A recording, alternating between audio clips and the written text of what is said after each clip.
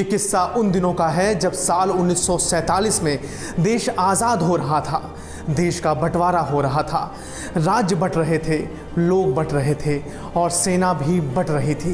मुल्तान, जैकबाबाद, लाहौर, अंबाला, रावलपिंडी और पंजाब की तमाम जगहों पर दंगे हो रहे थे। ऐसे माहौल में बलूच रेजिमेंट के ब्रिगेडियर मोहम्मद उस्मान से पूछा गया वे किस मुल्क में रहेंगे। उस्मान ने जवाब दिया, भारत में।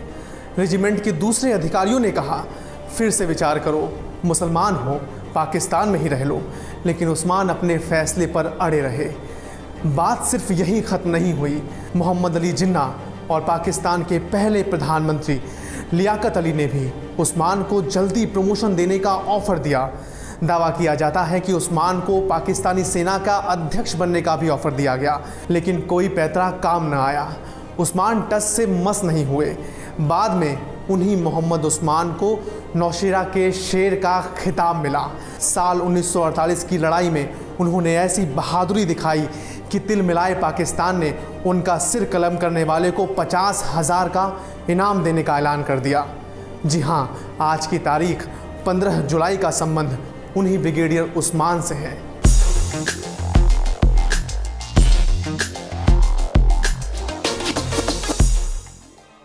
नमस्कार, मैं हूं मुकेश और आप देख रहे हैं देश दुनिया की ऐतिहासिक घटनाओं पर आधारित हमारा शो झरोखा। बात 15 जुलाई 1912 की है। पूर्वी उत्तर प्रदेश के मऊ जिले के बीबीपुर गांव में रहने वाले बनारस के कोतवाल मोहम्मद फारूक के घर एक बालक का जन्म हुआ।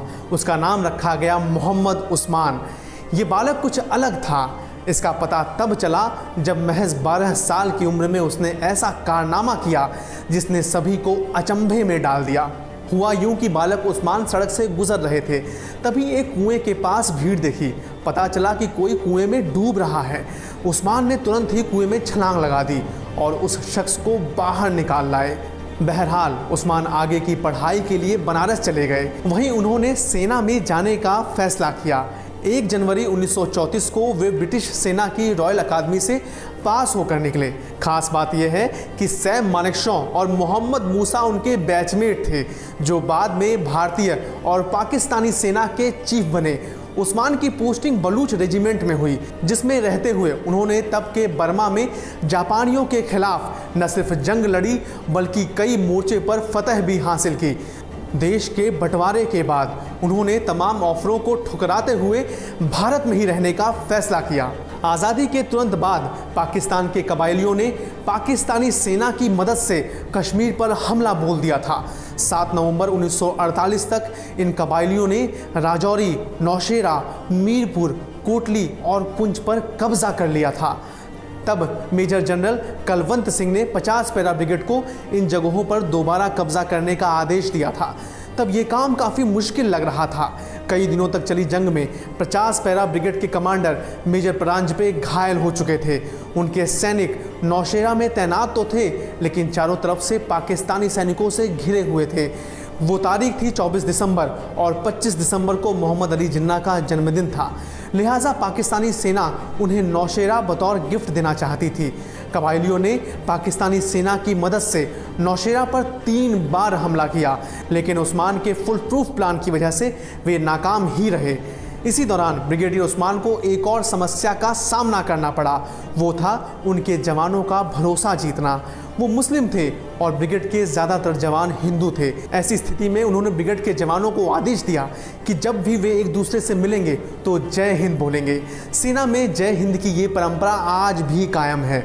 उधर जनवरी 1948 में लेफ्टिनेंट जनरल KM करियप्पा ने नौशेरा का दौरा किया और उस्मान से कहा कि वे कोट और झंगड़ पर दोबारा कब्जा करें। उस्मान ने अपने कमांडर को भरोसा दिलाया कि कुछ दिन में कोट पर हमारी फतह होगी। इसके बाद उस्मान ने न सिर्फ कोट पर कब्जा किया बल्कि पाकिस्तान को भारी नुकसान पहुंचाया। कोट की लड़ाई में 156 पाकिस्तानी मारे गए और भारत की तरफ से महज 7 जवान शहीद हुए। नौशेरा की लड़ाई में भी आंकड़े कुछ ऐसे ही थे, जिसमें दुश्मन के करीब 2000 सैनिक मारे गए और भारत की ओर से सिर्फ 33 जवानों की शहादत हुई। नौशेरा की जंग ने उस्मान को पूरे देश में मशहूर कर दिया और उन्हें नौशेरा का शेर कहा जाने लगा। इसके बाद तारीख आई 10 मार्च 1948 की।